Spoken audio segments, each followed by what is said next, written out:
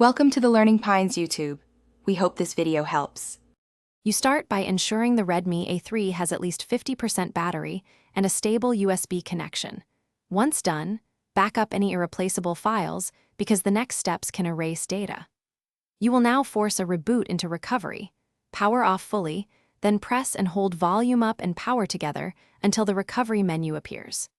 Make sure to use the physical buttons cleanly and hold for a firm second longer if the screen stays black. This ensures the bootloader registers your input.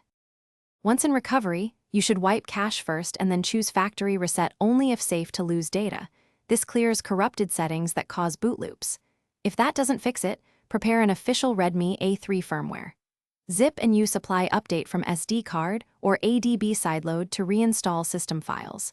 Make sure the package matches your exact model. If the install halts, note the error code and don't force power off during flashing. After completion, select Reboot System Now. You will often see a longer first boot time. Allow 5 to 10 minutes for the system to optimize apps and settle.